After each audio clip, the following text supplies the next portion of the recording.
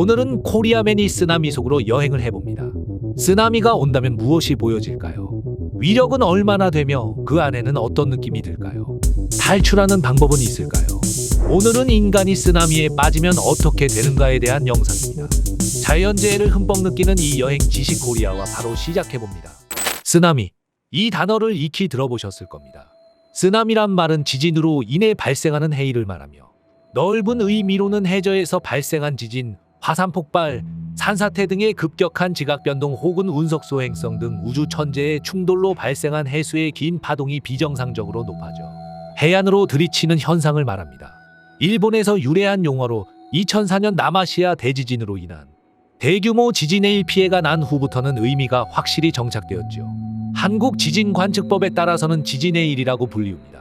이런 엄청난 녀석은 2004년 12월 동남아시아 지진해일 때 일제곱미터 면적당 5톤 전후의 미친 압력이 측정되기도 하였으며 해당 쓰나미로 인해 30만 명 이상이 목숨을 잃는 안타까운 사건도 있었습니다. 이런 쓰나미는 먼 바다에서부터 매우 빠르게 전파되는데 수심이 5,000m 이상인 곳에서는 비행기와 비슷한 속도인 시속 800km에 달할 정도로 속도 또한 엄청나게 빠르기에 가히 상상할 수 없는 위력을 가진 자연재해입니다. 이러한 미친 곳에 오늘도 터벅터벅 나의 인생 브라보콘 마이라이프를 외치며 출근을 하는 코리아맨입니다. 역시나 혼자 여행하면 외로우니 지진 전문가 배우 지진익 씨와 함께합니다. 이 우주 최강 자생 슈트만 있다면 두 사람을 폭풍이든 쓰나미든 오남이든 다 지켜줄 수 있습니다. 쓰나미의 특징 크게 4가지입니다. 첫째, 쓰나미의 징조입니다. 눈에 보이는 바닷물이 거꾸로 흐르는 모습이 보이기 시작합니다. 또한 쓰나미가 해안에 도달하기 전에 바닷물이 먼저 물러가는데 이는 약간의 썰물과 비슷해 보이지만 바닷물이 더 뒤로 물러나게 되어 해양 동물이 얕은 곳에 남겨지는 현상이 보여집니다. 워낙 바닷물이 빠진 모습이다 보니 마치 해변이 평소보다 굉장히 넓어 보이는 착각이 듭니다.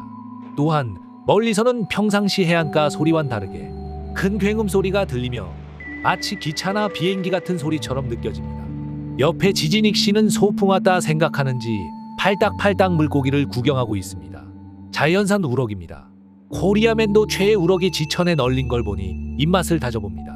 좌우를 살피고 잠깐은 괜찮다 생각하는 코리아맨입니다. 둘째, 쓰나미가 들이닥칩니다. 처음에 말씀드렸듯 수심 5,000m의 먼 바다에서는 시속 800km로 들이닥치며 이후 500m로 접근하면 280km 기차 정도의 시속이며 100m로 접근하면 시속 100km 자동차 정도의 속도입니다. 해안에 가까워질수록 시속은 줄어들기 시작하지만 안심하기는 이릅니다.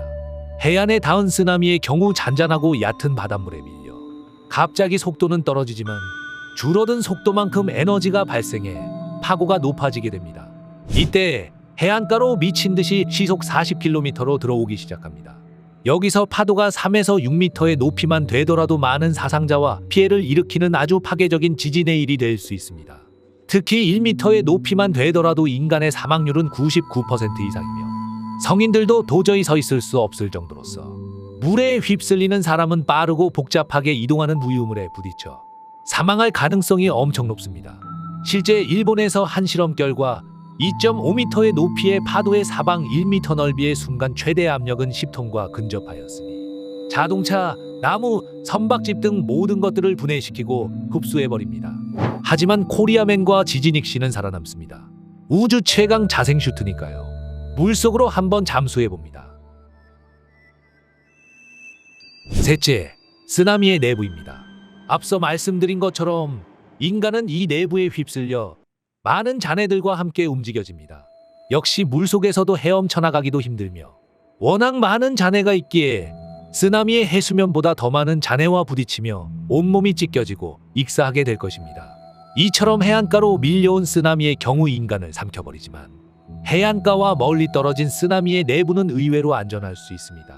실제 미국인 부부가 쓰나미 당시 해상 12km 정도 떨어진 곳에서 스쿠버 다이빙을 하는 중이었는데 이때 이상한 해류를 감지한 뒤 물 위로 올라가려 했지만 몸이 계속 바닷속으로 밀려 들어가게 된 일이 있었는데 오히려 깊은 물속으로 들어가 해일의 영향을 덜 받았기에 살아남았던 사건이 있었습니다. 이와 같은 이유는 육지로 들어올수록 수심이 점점 얕아지기에 서로 간에 증폭된 에너지가 커지면서 물이 들어차 위험하지만 육지와 떨어져 있는 쓰나미 내부는 이와 같은 에너지는 발생되지 않아 의외로 잔잔하여 살아남을 수 있는 것입니다. 다행히 자생 슈트 덕에 살아남아 높은 곳에 올라온 코리아맨과 지지닉 씨입니다. 넷째, 쓰나미 시 대처 방안입니다. 즉시 무슨 수를 써서라도 해안에서 빠르게 벗어나야 하지만 재빨리 이동하는 것이 쉽지 않을 수 있습니다. 이때는 근처 고지대가 눈에 띌 경우 그 즉시 이동은 포기하고 그곳으로 빠르게 올라가야 합니다. 여기서 말하는 고지대는 10m 이상의 야산 혹은 언덕이나 최소 3층 이상의 높이를 가진 콘크리트 건물을 말합니다. 일본 대지진 당시 목조 주택들은 통째로 떠내려갔던 사례가 있죠. 즉, 제일 튼튼해 보이는 높은 건물로 잽싸게 올라가는 것이 최선입니다. 무턱대고 뛰거나 운전하는 것보다는 살아남는 확률을 높이는 방법입니다. 이처럼 특보가 해제될 때까지 안전한 장소에 머무르면서 기상특보를 지속적으로 확인하여야 하며 정부의 지시에 따르는 것이 살아남을 수 있는 지름길입니다. 또한 쓰나미에 대한 정보를 많이 알고 있어야 하는데 실제 한 일화에 따르면 인도양의 섬 타라사드 위입의 관측탑이 흔들리는 걸 관측한 라자크라는 사람은 많은 사람들을 높은 곳으로 빠르게 대피시켜 1,500명의 생명을 구한 사례가 있으며 푸켓 현지에서 휴가를 즐기던 10살 틸리 스미스 양이 바닷물이 빠져나가는 모습을 보고 쓰나미를 경고하며 대피를 촉구해 100여 명의 해변 사람들을 구한 사례도 있었습니다. 이처럼 기본 지식이 위급한 상황에서는 대처 방안이며 지진 해일을 예측하게 하는 사전 정보가 굉장히 많기에 쓰나미의 실체에 대해 숙지하고 주변 사람들과 정보를 공유하여야 합니다. 또한 자신이 있는 지역이 지진 해일 위험 지역인지 확인을 해야 하며 이 모든 게 귀찮고 어려운 여러분들이라면 땅이 흔들리면 높은 곳으로 대피한다라는 것만 기억하시면 됩니다. 오늘도 살짝은 무서운 여행을 한 코리아맨입니다. 말로만 들었던 이런 쓰나미의 위력을 몸소 경험하니 경각심이 바로 생기는 것 같습니다. 자생 슈트가 아니었다면 이미 물귀신이 되어 저 밑에 있었을 코리아맨입니다.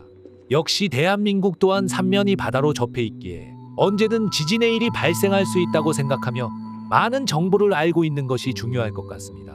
물속 경험을 하여 춥고 배고픈 코리아맨을 위해 농삼 사발면을 갖다주는 동신이를 끝으로 오늘은 마무리하겠습니다.